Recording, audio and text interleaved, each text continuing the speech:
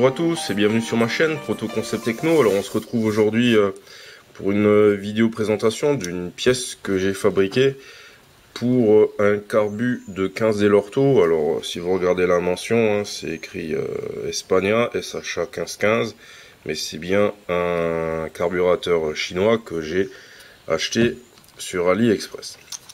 Alors quand on le prend en main, on s'aperçoit tout de suite qu'il y a des petits problèmes de finition et d'ajustement, et notamment donc la boîte à air ou le couvercle il glisse et c'est difficile de le bloquer et de le débloquer. Donc je me suis dit je vais en fabriquer une autre, vu que je suis équipé d'une machine, d'une imprimante 3D, et donc c'est ce que je vais vous proposer aujourd'hui. Alors quand vous l'ouvrez, vous avez les grilles pour la filtration, et donc l'idée c'était de faire une nouvelle boîte à air. Donc au niveau design, je suis parti sur quelque chose qui a la forme d'une Venturi, et donc voilà la première réalisation. Donc une Venturi qui fait à peu près en tout 50 mm de longueur, d'accord. Et donc niveau ajustement, vous pouvez donc garder le fil si vous voulez, et ça part comme ça directement dans le carbu. Donc en termes d'ajustement, on était pas mal. Par contre, au montage sur une moto bécane, au moment où le moteur donc bascule, on venait taper le cadre et ça bloquait le moteur. Alors je suppose que si ça bloque sur une MBK, une 51, c'est sûr que ça bloque sur une Peugeot, puisqu'il me semble que sur Peugeot l'espace est encore plus réduit derrière le carbu, entre le carbu et le cadre. Donc du coup j'ai modifié cette première version, et donc je suis parti sur une version plus courte. Voilà. Alors au passage, j'avais gardé le support, donc quand je les imprime dans ce sens là, et donc j'imprime avec un support intérieur qui bien entendu s'enlève après l'impression, donc ça va à la poubelle. Et donc là pareil, donc c'est la même base, donc le filtre il passe et vous venez donc l'emboîter comme ça, et donc là on est beaucoup plus court, et du coup au moment du basculement on est bon. Peugeot, toujours pareil, donc j'ai pas de Peugeot pour essayer, mais il faudra peut-être réduire la taille de la Venturi en termes de diamètre pour qu'il y ait un meilleur mouvement, et peut-être même voir encore la raccourcir un petit peu. En termes de fixation, donc au départ j'avais prévu de faire tenir ça avec un collier, puis finalement j'ai changé. On peut faire tenir la boîte à air en utilisant la fixation d'origine. Par contre, vous voyez, elle culbute pas. Donc ça veut dire qu'avec une petite pince, vous allez venir sortir ici la fixation, vous la basculez derrière, et avec la même pince, voilà, vous la remettez en place. Alors ça peut se faire, j'ai essayé avec le carbu en place, et donc là, vous, sans autre rajout, il y a juste la pièce à imprimer, et avec la fixation d'origine, vous vous débrouillez pour faire tenir la boîte à air. Donc là, elle est installée avec les grilles de filtration, donc elle peut très bien s'utiliser. Donc on redémonte, voilà. Elle peut très bien s'utiliser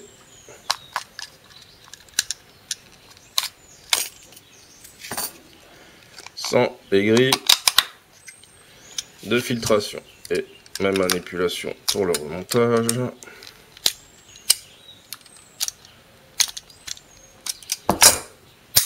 Voilà.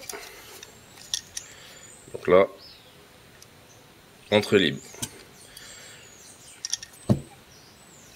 Concernant les finitions, alors au toucher, quand vous faites de l'impression 3D, donc j'imprime par couche de 0,2 mm, vous avez des stries. A priori, pour faciliter l'entrée de l'air, c'est censé être lisse. Alors là, il y a plusieurs techniques pour lisser.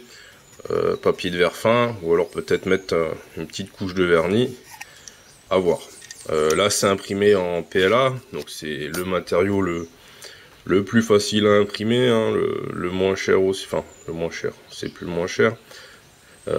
Faudra peut-être partir sur un autre matériau comme de l'ABS, en tout cas quelque chose de plus dur pour avoir quelque chose de plus solide. Là c'était un test, donc impression PLA avec support, c'est bien passé. Je vous mettrai donc sur la page Thingiverse où vous allez pouvoir télécharger le fichier. Je vous mets aussi le fichier Fusion 360. Et je vais tout de suite vous montrer avec Fusion en quoi ça va être intéressant pour vous. Donc pour exploiter le fichier F3D que vous avez téléchargé sur Thingiverse, il faut utiliser Fusion 360. Alors vous pouvez obtenir une licence gratuite pour 3 ans, il me semble. Donc il y a plein de tutos sur internet qui vous expliquent comment faire. Donc il faut créer un compte et demander une licence éducation, donc enseignant ou étudiant. Et donc gratuitement, il vous laisse utiliser ce logiciel. Donc concernant le fichier, donc pour obtenir ce volume, je suis parti de quoi? Donc j'ai dessiné la demi-section que vous voyez ici en bleu. Alors les cotes, je cherche mon fichier, voilà. Donc si vous mesurez le diamètre extérieur ici au niveau de la boîte à air, vous allez mesurer 59 mm. Pour faire des assemblages non serrés que je fabrique avec l'imprimante 3D, je rajoute en général sur un diamètre 0,5 mm de jeu fonctionnel. Donc 59 plus 0,5, on obtient 59,5 mm.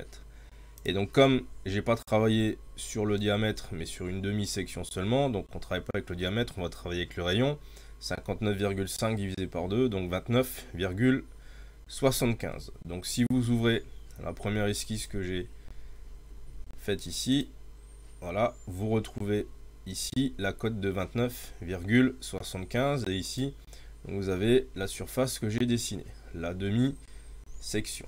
Ensuite, par révolution, on obtient le modèle 3D.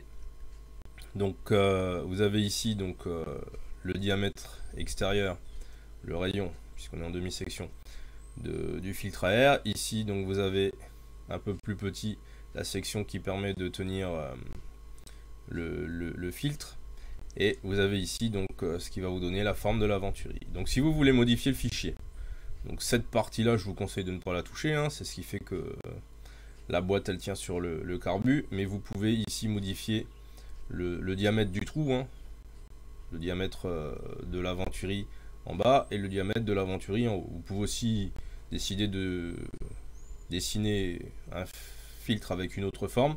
Donc vous supprimez les lignes continues ici et vous dessinez votre profil à vous. Donc les lignes en pointillé, là, les lignes discontinues, ce sont des lignes de construction. Le logiciel n'en tient pas compte, hein. Donc quand vous dessinez, vous prenez ligne, vous choisissez construction et donc c'est des repères simplement. Donc vous les positionnez, vous mettez vos codes pour que ils soient bien positionnés sur votre dessin et ensuite vous les utilisez pour tracer en trait plein. Donc vous enlevez construction, votre profil. Une fois que vous avez tracé votre profil, vous fermez votre esquisse. Donc avec l'outil révolution, vous faites une révolution à 360 degrés. Donc vous choisissez le profil, vous choisissez l'axe de rotation et vous obtenez ce modèle. Les esquisses numéro 2 et 3 correspondent aux ouvertures que j'ai fait là sur les côtés. Donc si elles ne vous plaisent pas, si vous ne voulez pas les ouvertures, vous voulez donc pas ces petites encoches qui finalement je les utilise même pas, hein, vous supprimez, clic gauche ici, delete, vous supprimez ces deux esquisses. Voilà. Donc vous pouvez modifier et recréer votre filtre à air, votre boîte de filtre à air selon vos envies, simplement en agissant ici sur cette esquisse, je le rappelle. Petit point peinture, Donc pour peindre les deux pièces, j'ai utilisé la même bombe de peinture, à savoir un gris rendu chromé. Alors à droite, il y a simplement la couche de chrome. D'accord, donc ça ressort plutôt brillant. Après par contre, les strates, hein, les stries dues à l'impression 3D, j'avais pas pu les combler. À gauche, j'ai mis une première couche de peinture chromée et ensuite j'ai mis une couche de vernis. Et en fait, en passant la couche de vernis, eh ben, vous voyez, j'ai perdu l'aspect brillant chromé de la peinture, donc ça me donne plus qu'un gris banal, hein. un gris terne. Et donc pareil, au toucher, vous en rendez compte, hein, ni la peinture ni le vernis en plus n'a fait que j'ai bouché, j'ai obtenu un aspect lisse. Donc pour avoir un aspect lisse, hein, donc effectivement soit il faut poncer, soit on va mettre une petite couche comme les carrossiers, là, je sais plus comment on appelle ça, l'après on va poncer, et sinon bah, il va falloir investir dans un produit résine qui est spécialement fait pour lisser ces impressions 3D, mais là du coup ça va vous coûter plus cher de le lisser que d'en acheter un en métal dans le commerce, hein.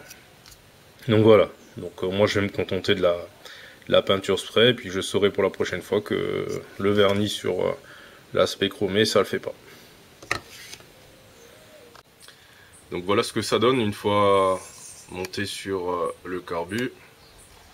Voilà, je vous fais un petit zoom. Voilà. Alors j'espère que cette vidéo vous a plu, et je vous dis à bientôt pour de nouvelles vidéos sur ma chaîne Proto Concept Techno. Bye!